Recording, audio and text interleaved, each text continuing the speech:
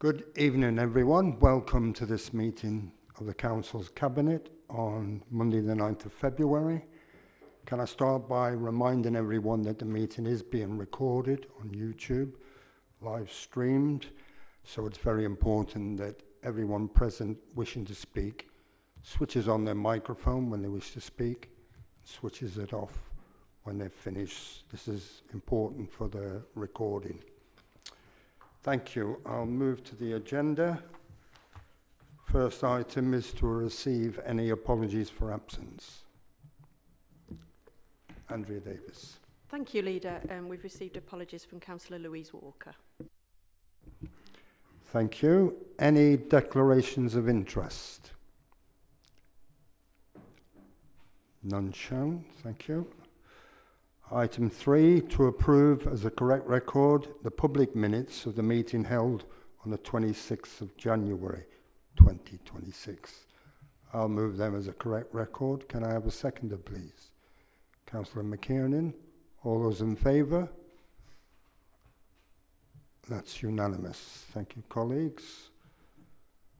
Item 4, any urgent business brought before the meeting? I'm not aware of any. No urgent business. We move to the last item of the public part of the meeting, which is medium-term financial strategy 26-27 to 28-29. Can I ask the Chief Accountant to present the report, please?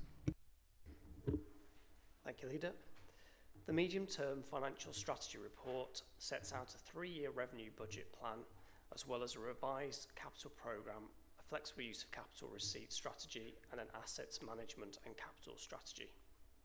A provisional multi-year local government settlement has allowed for greater clarity in planning compared to previous years.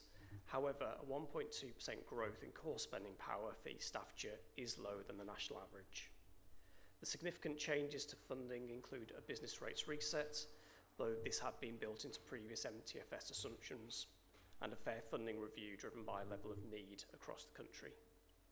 This has some benefits to the council relative to previous years, and this has now been reflected in this updated MTFS.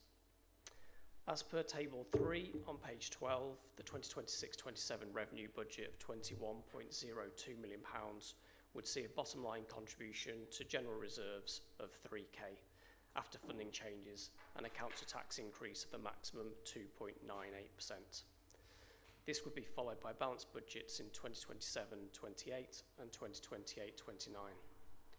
The final local government settlement has been received today, the 9th of February, which will lead to alterations to some figures in the final MTFS report to Council on the 16th of February.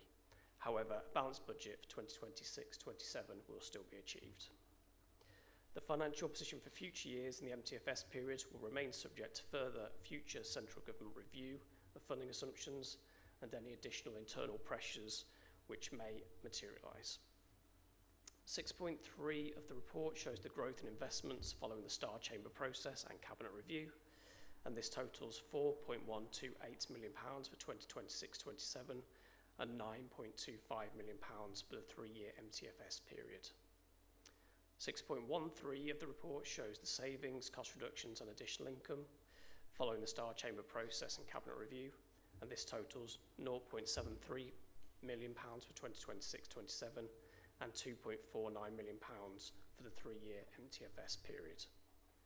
Section 10 of the report covers the capital programme, with the capital programme over the MTFS period totalling £33.71 million, and this includes £7.21 million of new capital schemes. Full details are given at Appendix B of the report. The asset management and capital strategy for 2026-27 is Appendix D of the report. The approach and strategy in this area has not changed significantly from that seen in previous years. However, the details have been updated to reflect the updated capital programme. Section 12 of the report covers reserves and recommends a minimum level of general reserves of £2.2 million across the MTFS period, following review of their robustness relative to the overall budget size and risk, as well as detail of earmarked reserve levels. The recommendations to the Cabinet are set out section 21 of the report. Happy to take any questions. Thank you, Daniel.